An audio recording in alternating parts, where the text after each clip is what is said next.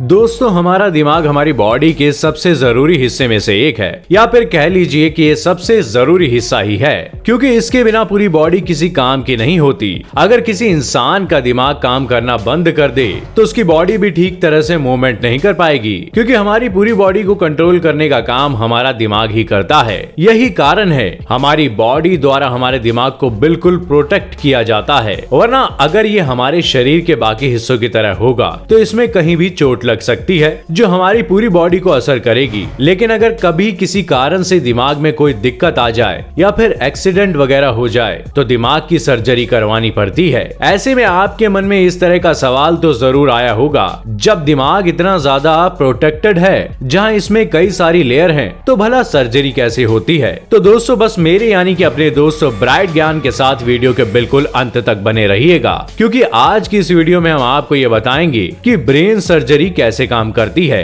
और इसका पूरा प्रोसेस क्या होता है। दोस्तों हम इंसान क्या बोल रहे हैं, क्या सोच रहे हैं और क्या महसूस कर रहे हैं, इन सभी चीजों का पूरा कंट्रोल दिमाग के पास होता है, और यही कारण है कि हमारा दिमाग हमारी बॉडी का सबसे अहम हिस्सा है। अब इस हिस्से को प्रोटेक्ट करना भी बहुत जरूरी है, इसलिए हमारा ब्रेन हमारी बॉडी का मोस्ट प्रोटेक्टेड ऑर्गन है, जिसे कवर करने के लिए ब्रेन के इर्द गिर्द बहुत सी अलग अलग लेयर होती हैं जो इसकी प्रोटेक्शन करती हैं। और इनमें सबसे पहले आता है स्कल, जिसे हम आम भाषा में खोपड़ी भी कहते हैं। दोस्तों हमारी खोपड़ी हड्डियों से मिलकर बनी होती है जो हमारे ब्रेन को अच्छी तरह से प्रोटेक्ट करती है। दोस्तों हमारी खोपड़ी के नीचे ब्रेन के इर्द गिर्द 3 प्रोटेक्टेड टिश्यू होते हैं जिन्हें मैनिंग्स कहते हैं। मैनिंग्स की सबसे बाहर वाली मोटी लेयर को डूरा मैटर कहते हैं, उसके नीचे वाली लेयर को आर्कनॉइड मैटर कहते हैं, जबकि तीसरी और सबसे आखिरी लेयर को पाया मैटर कहते हैं। ये तीनों लेयर हमारे ब्रेन को प्रोटेक्ट करती हैं। इनमें से आर्कनॉइड मैटर और पाया मैटर के बीच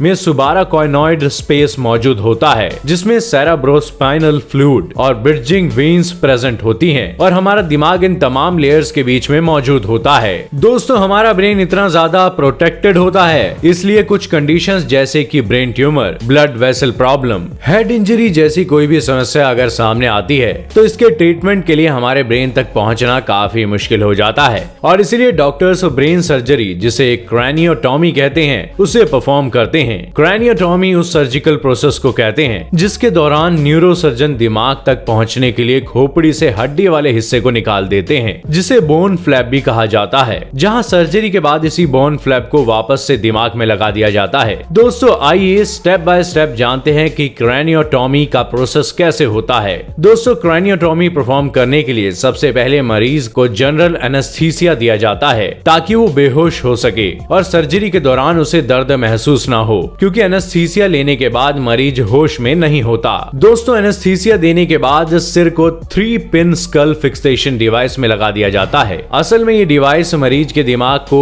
एक ही जगह पर होल्ड करके रखता है। आप इसे इस तरह समझ लीजिए कि जैसे हम अगर अपने फोन को पकड़ते हैं तो वो हिलता डुलता रहता है और बिल्कुल भी स्टेबल नहीं होता, लेकिन अगर हम उसे फोन होल्डर में लगा देते हैं तो वो हिलना बंद हो जाता है। ठीक ऐसा ही काम ये डिवाइस भी करता है, जो सिर के हिलने को पूरी तरह से स्टेबल कर देता है। इसके बाद खोपड़ी के जिस हिस्से को निकालना होता है उसके ऊपर मौजूद बालों को हटा दिया जाता है, और फिर डॉक्टर हमारी खोपड़ी के ऊपर कट लगा देते हैं और स्किन को अलग कर देते हैं, जिसके बाद न्यूरोसर्जन खोपड़ी में ड्रिल की मदद से छोटे छोटे होल बनाते हैं। इन होल्स की मदद से न्यूरोसर्जन क्रैनियोटॉम को एंटर करते हैं। असल में दोस्तों क्रैनियोटॉम ऐसा टूल है जिसकी सहायता से खोपड़ी के हड्डी वाले हिस्से में ओपनिंग क्रिएट करी जाती है। अब न्यूरोसर्जन हड्डी में कट लगा देते हैं और फिर बोन फ्लैट को रिमूव करते हैं। दोस्तों अब हमने आपको जिस 3 आउटर कवरिंग के बारे में बताया था, तो उसमें सबसे मोटी और ऊपर वाली ड्यूरा मेटर होती है। वो खोपड़ी की हड्डी के जस्ट नीचे होती है, और जब इसे दिमाग से अलग किया जाता है तो इस लेयर को भी काट दिया जाता है, क्योंकि ये बहुत ही मोटी लेयर होती है और इसे काटे बिना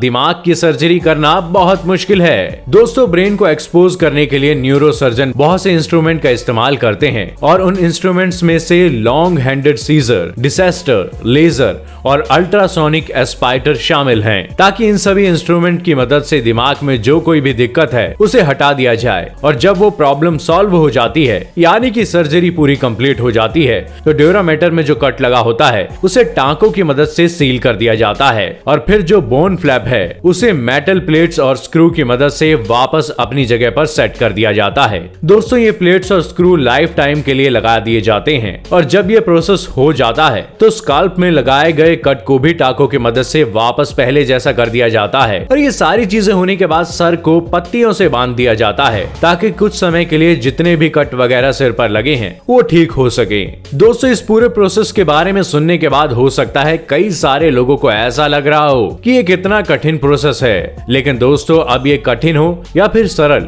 लेकिन इसका होना बहुत जरूरी है क्योंकि हमारा ब्रेन अगर इतनी सारी लेयर से प्रोटेक्टेड नहीं होगा तो हमारा काम करना मुश्किल हो जाएगा। इसलिए दिमाग का प्रोटेक्टेड होना बहुत जरूरी है और जाहिर सी बात है जब किसी प्रोटेक्टेड चीज को ठीक करा जाएगा तो उसका प्रोसेस तो लंबा होगा ही। पर दोस्तों आज इसी लंबे प्रोसेस की वजह से कई सारे लोगों की जान बच पाई है, वरना जब तक इस पूरे आइडिया के बारे में लोगों को नहीं पता था तो दिमाग से जुड़ी बीमारी और उनसे मरने वाले लोगों की संख्या लगातार बढ़ती जा रही थी। हालांकि अब आंकड़ों में काफी गिरावट है जिसकी वजह ये ब्रेन सर्जरी ही है। अब आपका इस वीडियो के बारे में क्या कहना है हमें कमेंट करके जरूर बताइएगा और इसी तरह की शानदार वीडियोस को लगातार देखते रहने के लिए चैनल को सब्सक्राइब करना ना भूलिएगा।